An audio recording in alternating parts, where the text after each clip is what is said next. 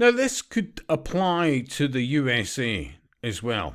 Absolutely. Because what you realize is career criminals, thieves, housebreakers, blah, blah, blah, carjackers, whatever, right, is there is a system which is part of the business that does reports, gives excuses, does whatever, because remember, we all want to try and do, oh, look, they've just had a shitty time in life and they're trying to do their best to turn it around. They're dependent on X, Y, and Z. But when you're looking at people with, I don't know, 26 crimes, linked to 26 crimes, not least of which is breaking into, imagine it, think about it, people, independent businesses that have got a van. They're trying to make their own way in life. They don't want a boss. They can be their own boss. They've skilled up. They've spent the money, all the rest of it. They've got all the right tools. How much are they paying on insurance because we're in an area, the UK. In the UK, the insurance for so many vehicles now has gone through the absolute fucking roof because we have a problem. And the main problem, I would argue, is we really do not punish those people involved in theft and all the rest of it that make our lives such a fucking misery when it comes to insurances are treated with kid gloves. When I struggle, seriously, it's this terminology I put in. It's the repeat part I struggle with. I mean, a lot of these people obviously can do the time. Yeah?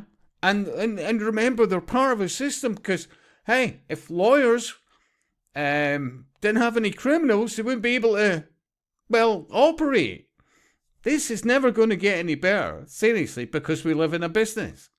As opposed to, and I know it's, and I keep saying it, when you got rid of the belt in schools, things went south.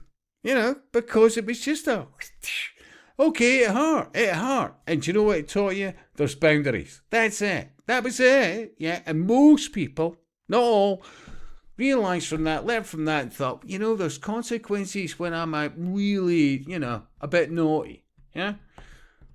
It's a fucking business. It's an absolute business. Yeah. And honestly, I think, I look at the Isle of Man.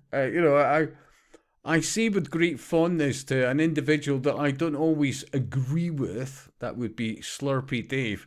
Although in saying it, in fairness to myself, I actually recommended Slurpy Dave's channel on the story?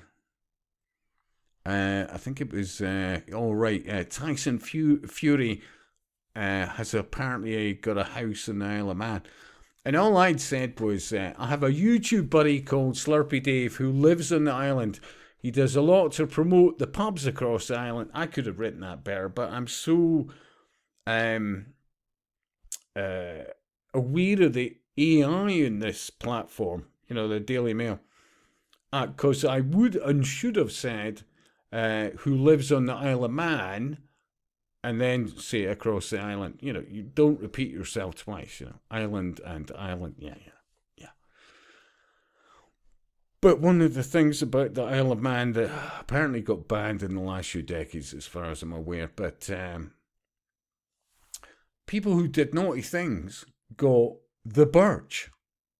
And one example I remember quoting about years ago was 3 Scots, arrogant individuals, went across there, weren't very nice, and they behaved not very well, and they got the birch, and that fucking changed their attitude, yeah?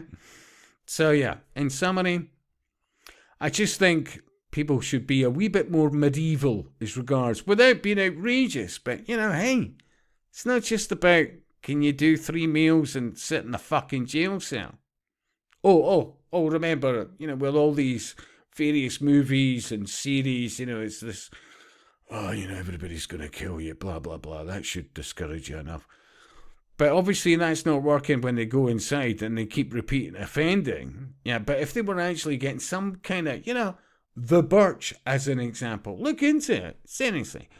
they might be less motivated to be a cunt. And I'll speak to you soon.